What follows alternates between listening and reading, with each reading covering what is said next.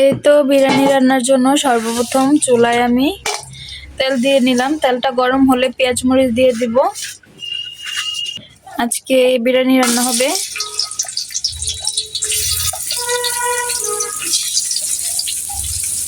তেলটা আমি এখন হালকা ভেজে নিব।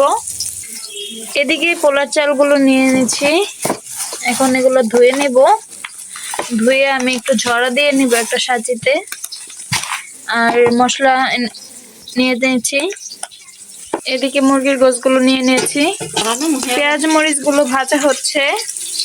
তো এগুলো ভাজা হয়ে গেলে আমি যাবতীয় যা মশলা আছে সব দিয়ে দিব মাংস কষানোর জন্য।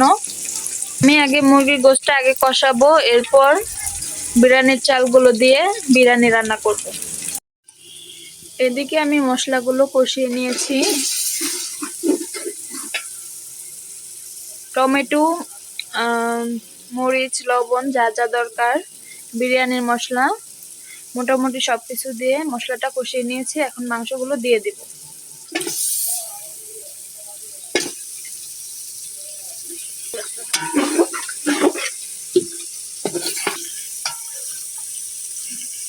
মশলার সাথে কষিয়ে নিব। তো সাথেই থাকুন, ভিডিওটা দেখতে থাকুন। ভালো লাগলে লাইক কমেন্ট করবেন। এদিকে আমি মাংসগুলো কষানোর জন্য ঢেকে দিয়েছিলাম।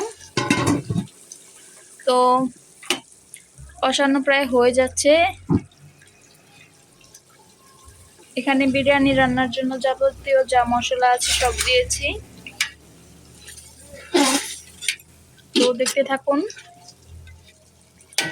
ভালোভাবে সিদ্ধ হয়ে গেলে এরপর চাল দিয়ে দেব।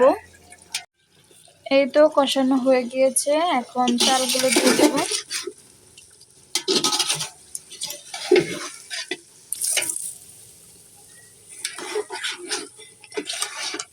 চালগুলো নেড়ে চেড়ে মিশিয়ে নিব।